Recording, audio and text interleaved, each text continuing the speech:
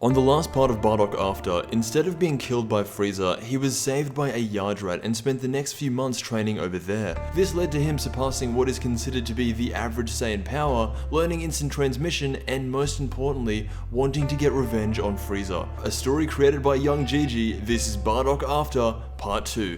The story begins on a random planet that is home to Frieza's soldiers. Through instant transmission, Bardock has been tracking down the energy of Frieza's army, and ever since he left Yardrat, he has been slowly exterminating all of Frieza's men. It also says that because of his training with the Yardrats, Bardock now has a max power level of 1.5 million. As soon as he finishes taking down another Frieza planet, he senses a familiar energy, and it turns out that it's another Saiyan. We get introduced to him, and his name is Papol. He comes from a royal bloodline, a lot like Vegeta, but he's got the personality of Gohan. He mostly does what he's told, and that's why Frieza decided to keep him around, because there was no way someone like Papol would ever rebel against him. When Bardock finds him, he wastes no time in saying what really happened with Planet Vegeta, because up until this point, every Saiyan who was away at the time was told Vegeta collided with a meteor. Papol is somewhat shaken up by this, but then Bardock asks him to join his side and get revenge on Frieza. Papol hesitates, and he's questioning Bardock's strength because his own power level is around 15,000.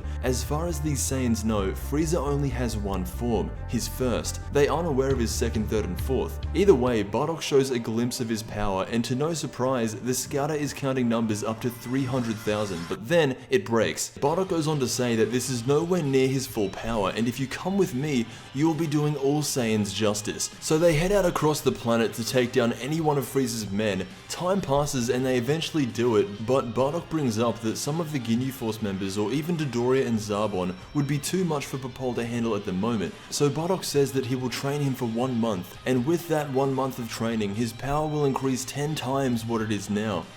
Meanwhile, out in space, not Frieza, but someone who looks a lot like him notice that planets around him are being destroyed.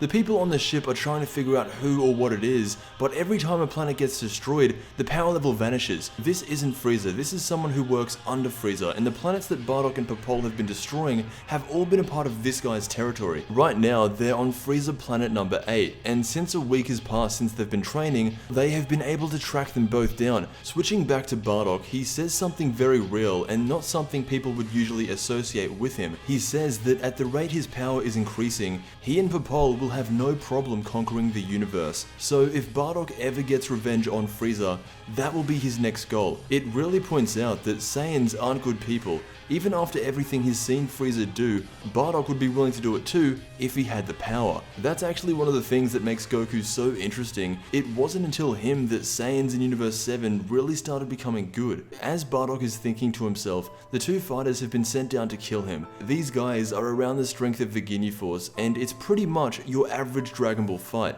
Bardock lets Papol fight them 2-on-1 because he thinks it'll be good training. The battle goes on for a while, but over time, Papol starts getting overpowered. This is where Bardock steps in and has an immediate impact. He one-shots both of them, and just like that, they're gone. Papol then comes up to him and apologizes for not being strong enough. Bardock just gives him some words of encouragement and he's good to go. However, Bardock is known for being able to see glimpses of the future, and just as he's talking to Papol, something comes over him. The very next thing he sees is Papol lying in his arms, tears rolling down his face, and eventually dying.